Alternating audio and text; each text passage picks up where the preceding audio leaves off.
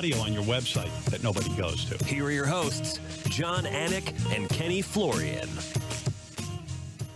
I do want a podcast. I really need a podcast today because there's a lot to get off my chest in the best of ways. Glad to have one in the can, that's for sure. It is Monday, May 11th. The year is 2020. It's episode 249 of the Anik and Florian podcast. And coincidentally, we will be recapping UFC 249, Ferguson versus Gaethje today. A lot to get to as we unpack every different layer of what was a great fight card, but a very interesting fight week, and one that obviously we will not soon forget. Waiting on Ken Flo here. We're doing a little bit of an earlier start time today. My man TJ DeSantis is ready to go. And by the way, if you caught TJ over the weekend, great post coverage at UFCFightPass.com. But we have a little bit of an early start today, so we're waiting on Ken Flo. But as you might expect, having gone through this first fight week, I got a fucking shit ton to talk about, so I'm going to just start with some of that stuff. So I got to give the UFC credit, right, for everything that they put in place from a protocol standpoint to make us feel safe, not just on fight night, but now that we're coming out the other side and getting ready for another show. You see my yellow wristband here if you're watching on YouTube. So I went back and got screened again this morning, and that part of the process has been ongoing. It's been mandatory that we've had to go get screened every day. But this whole week has just been fucking crazy, and it's nice to be able to sit here and talk to you guys having gotten UFC 249 done, because when Jacare Souza's test came down on Friday night, I was just praying that there wasn't another one that was going to follow, because if Jacare and his coaches had tested positive for COVID-19 and then there was another fighter, then you start to wonder, man, you know, how deep does this run? But obviously you had 25 camps come in here and you only had one fighter test positive. We had another 25 camps come in here on Sunday night, and we have another show, of course, on Wednesday. So hopefully those athletes and coaches are clean, and Wednesday the UFC Fight Night on ESPN Plus goes off without a hitch. But broadcasting from those separate tables was certainly an adjustment for us. I'm an affectionate guy, as I said on the show last week, right? So to not be able to have that physical contact, there are times when they need me to get a promo read in, and I might just touch Joe Rogan on the forearm to pause him down to get in there. I didn't have that opportunity, right? So I really had to wait for a cue and almost have the producers wrap those guys hard so I could get my promo in and obviously get back to the fight action, of which there was a lot. But it was a great night. Obviously, the fighters came up big. You know, a lot of decisions on the prelims with the exception of Vicente Luque and Nico Price, and then the finishes came fast and furious on pay-per-view. But let's start with the fight atmosphere, and then we'll get into Tony Ferguson and Justin Gaethje. We've got some voicemails from our listeners. So, TJ, let's start with Joe H., our first voicemail, see what he had to say over the weekend about UFC 249. I'm a little bit slow. Sorry. That's okay. You got everybody working early on a Monday. I mean, Kenny hasn't even put his face on yet. Here we go. That's right. Hey, guys. Joe from H-Town here. Follow me on Twitter at JoeDaddy85 like Jon Anik. Good job, John. Happy Sunday. Happy Mother's Day to everybody. It was an exciting event last night. Props to Cejudo. I didn't think that was a good stoppage, but hopefully Dom will be back, and hopefully Cejudo will be back. Outstanding performance from Gaethje. I mean, what can you say? The guy just dominated one of the freak athletes in the world last night, so that was awesome to see. And just a quick question for John. How did you feel when Jacare tested positive for the corona, man? I'd really like to know someone's feelings that was on the ground. So that's it. Have a good one, and thanks a lot, fellas. Thank you, Joe. Appreciate the support all along.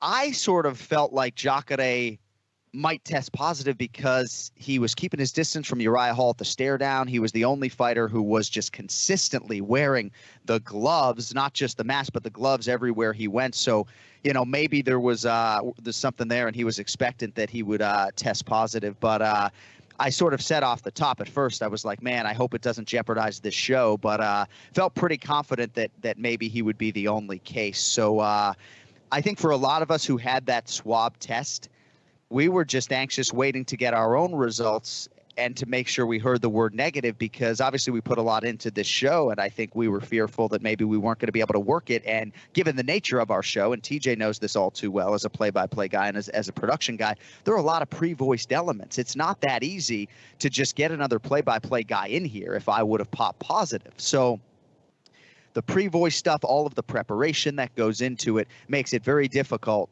unlike a football game, to just plop somebody else in there. But thankfully, Jacare Souza was the only fighter to test positive, and thankfully the UFC continues to take care of him medically, and hopefully he gets out the other side. He was asymptomatic, so I don't know if he's feeling any worse than he was on Friday, but what a show. Yeah, quick, go ahead, John, TJ. If you don't mind, looking at Jacare, you mentioned his asymptomatic state. Like, it is still very difficult to get tested in certain parts of the country. Here in California, you still have to either get approved by a medical doctor and go through multiple appointments to get the swab test, or you have to fit some certain criteria like international travel, which that's not happening now. You know what I mean? You're not internationally traveling much in the last couple of weeks at this point. I wonder if Jacare would have been able to be tested prior to this event. So in a roundabout way, a lot of people are getting tested where they wouldn't be afforded that opportunity. Yeah, that's a great point that you bring up, right? Because for Jacare, maybe he had a relative, as Stephen A. Smith reported, that he thought might be symptomatic or have COVID-19. But you're right. It's not like Jacare can get tested unless he comes here, and certainly he was unable to compete. You got to feel for Uriah Hall, of course. If you saw the feature on ESPN.com, he's been sleeping on an air mattress at Fortis MMA. He's essentially been training for this fight since November. So certainly a hard pill for Uriah Hall to swallow. But I think in this climate, you have to be expectant if you're an athlete that shit could go sideways, So I feel for Uriah. I feel for Jacare, of course, but I think if you have any grand expectations that everything's going to go seamlessly and perfectly in this climate, I think there's some ignorance there. So as far as this main event was concerned, it's crazy that this main event took place without a crowd, because had there been a crowd, I don't think you would have been able to hear much of the broadcast at all. The number of power significant strikes that Justin Gaethje landed upstairs on Tony Ferguson is absolutely insane. And I hate to lead with negativity, but I'm just going to be real with you. I covered a boxing death in 2005, the late, great Levander Johnson.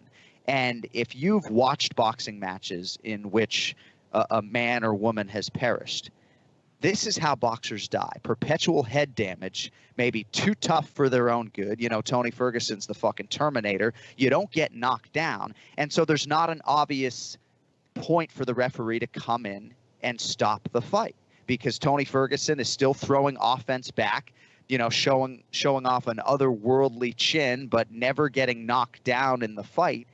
And that's how the perpetual damage starts to add up, and you get maybe 2 or 3 concussions within a fight. And I always remember when I was hosting the Mouthpiece Boxing radio show, watching some of these boxing matches ringside, and it was torture. You'd see a guy absorb all this head damage, and then he gets knocked down. And hey, man, if you can get up in 10 seconds, come up and get another concussion. Thankfully, Herb Dean was at his best when he needed to be, and when Tony Ferguson was, drunk driving on those legs at the end of the fight, Herb Dean stepped in and stopped the fight. But I'd be lying if I said I wasn't worried about Tony Ferguson absorbing all of that damage in one fight. It's just not good for you, and I hope he takes 5 or 6 months, which I know is not his norm, but to really try to recover.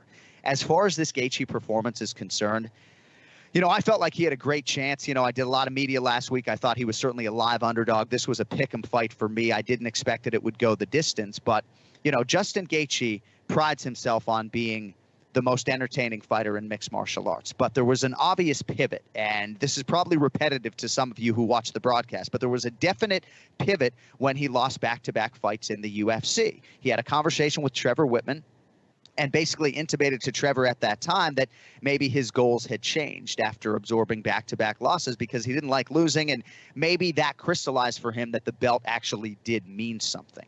And now he's got an interim championship belt. And, of course, it's not an undisputed title, and I understand all of that.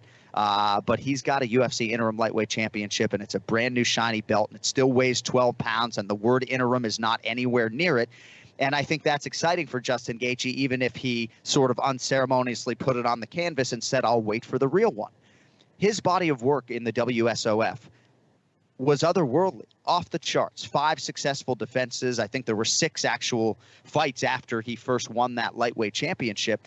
But some people wondered how it would go for him in the UFC. And now you've seen 2 major champions, Eddie Alvarez and Justin Gaethje, come in and realize that UFC gold. It's a very powerful thing. And I don't think Gaethje was looking for validation. I do believe he would have always gone down as certainly the most entertaining man in MMA, but as one of the elite lightweights of his era. But now there's no doubt. Now that signature win 2 nights ago might have punched his UFC Hall of Fame ticket. So couldn't be happier for Justin Gaethje.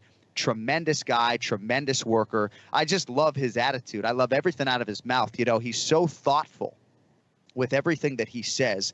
A lot of people are saying this is Gaethje version 2.0, and I don't know how you could say otherwise at this point in time when you look at the patience exercise down the stretch and not forcing the finish at any point in time. I know there were times where Trevor Whitman had to do some coaching there, especially early on in the fight when it looked as though he was maybe throwing everything with 100% conviction, and Trevor Whitman obviously asked him to scale it back. But what a performance. What a performance. And I feel like if you say maybe the atmosphere hurt certain athletes, Dominic Cruz got off to a slow start. I think having not fought since 2016, Cruz might have been a guy who was really buoyed by the crowd. But I think for Justin Gaethje, it might have just helped. It certainly didn't hurt him any. He just walked out and was just totally in his element and was ready to go against a true boogeyman. TJ, I just got a text from Ken Flo. It looks like he is ready to go. So if you want to add him into our conversation at any point in time, certainly feel free to do so. But Justin Gaethje is the UFC's interim lightweight champion. Dana White suggested on our post show on ESPN Plus that Tony Ferguson looked slow and just didn't look right. And certainly when you look at this Tony Ferguson winning streak, and it's amazing, somebody pointed it out, I think it might have been Chamathar Sandhu, the great reporter and social media guy, that Henry Cejudo fought his entire mixed martial arts career, start to finish, without Tony Ferguson losing a fight in that span, which is absolutely incredible to think about. So 8 years, Tony Ferguson was essentially perfect against high-level competition, and he certainly picked a bad night to not deliver. I think Justin Gaethje had more to do with this Ferguson result than anything. I just think he ran into the better man. I don't want to sit here and say that Justin beats Tony 8 times out of 10 if they were to fight 10 times, but I do think Justin would have the hand at least 6. I think he has Tony's number in a lot of respects. Tony also acknowledged that this was a training camp that dated to November, and even though we put Tony Ferguson on a pedestal and talk about his training methods and his ability to go 6 hours without even taking, a tablespoon of water, he deserves to be on that pedestal. But I do believe having a 6-month training camp and making weight and everything else wasn't necessarily the right elixir or the right recipe to beat a guy in Justin Gaethje that will be underappreciated no more. And I got a text from a buddy of mine who is as rabid an MMA fan as probably anybody listening to this podcast, and he just wanted to sort of issue a retraction and apologize for not acknowledging Justin Gaethje as the truly elite lightweight that he is. So happy for Justin Gaethje and his family, for his parents, Ray and Carolina. They've essentially been at every single show that he has ever done. So all props to Justin Gaethje for a tremendous career-defining victory. And we're certainly, when we're joined by Ken Flo and Ray, we're going to spin it forward and see how it all matches up with Khabib Nurmagomedov and Justin Gaethje. All right, support for the Anik and Florin podcast comes from the official electric razor of UFC Manscaped. Have you ever had an awkward moment where you had to grapple with someone who had a full bush coming out of their singlet? No?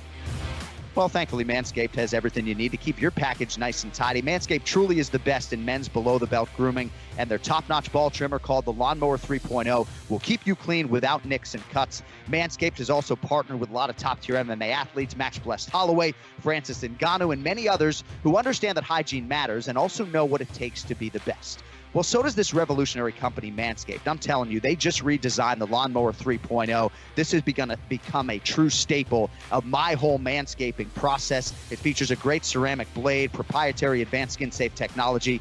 No accidents anymore with this ceramic blade, I'm telling you.